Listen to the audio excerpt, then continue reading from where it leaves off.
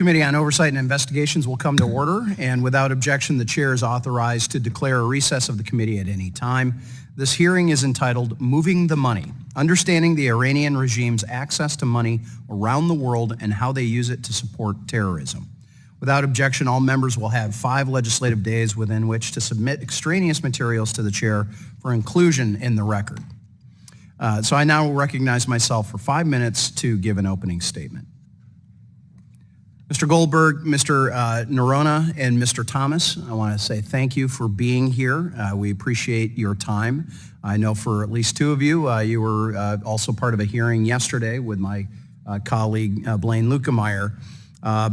So you're pulling to some double duty, and we do appreciate that. And at the end of the day, we are trying to find out how we can help stabilize the Middle East. That ultimately is the goal here. So let me be clear. Today's hearing should not be labeled as partisan. Members from both sides of the aisle have concerns about how the Iranian regime is able to support terrorism around the world, continue its march towards developing nuclear weapon capabilities, and suppress human rights of its own people. So let's begin today by setting the stage. Since 2021, the Iranian regime has profited nearly $80 billion from oil sales around the world, which is due in part to relaxed sanctions. Earlier this summer, reports indicated that the United States and Iran had resumed diplomatic engagements after the Biden administration failed to revive the Joint Comprehensive Plan, or JCPOA. In September, the United States and Iran finalized a swap involving the release of 5 American hostages in exchange for 5 Iranian nationals who had been charged with sanctions violations and federal crimes, while agreeing to give Iran access to approximately $6 billion in funds previously held in South Korea. Similarly, the administration waived sanctions to allow more than $10 billion worth of Iranian assets held in Iraq to be transferred to Oman and other jurisdictions.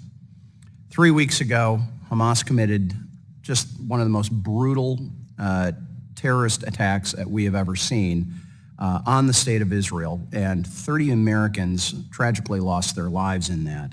It's important to note that Hamas receives approximately $350 million per year in support from Iran, or roughly 93% of their total funding. Finally, last week, the Oversight and Investigations Subcommittee launched an investigation to better understand the administration's decisions regarding economic sanctions on the Iranian regime. So today's hearing will focus around 3 central questions.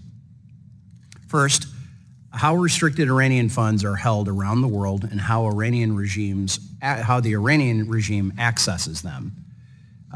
Second, understanding the genesis of the $6 billion used as negotiating terms to release the hostages in Iran.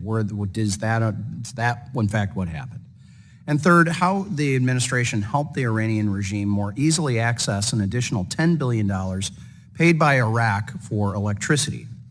Here's what Congress can do.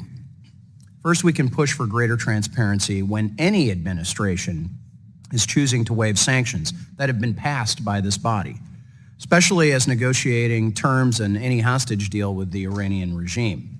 Members of this body should not be kept in the dark, and consequences are too great. Next, we do not allow sanctions to be waived, rolled back, or funds transferred. Time and time again, Iran has shown that it's willing to starve its own people in pursuit of supporting terrorism or achieving a nuclear weapon. Naively believing that diplomatic agreements will deter the Iranian regime will be done at our own peril.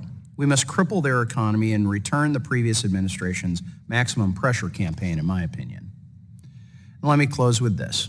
I know there's a lot of different opinions about what is happening in Gaza and with the Palestinians and with Israel, but we should all agree that innocent civilians should not be used as political cover. Make no mistake, Hamas is no friend of the Palestinian people, in my opinion, and the Iranian regime is no friend of ours. We must not waver in our support for our ally of Israel. So I look forward to hearing from our witnesses today, and I'm going to yield back the balance of my time.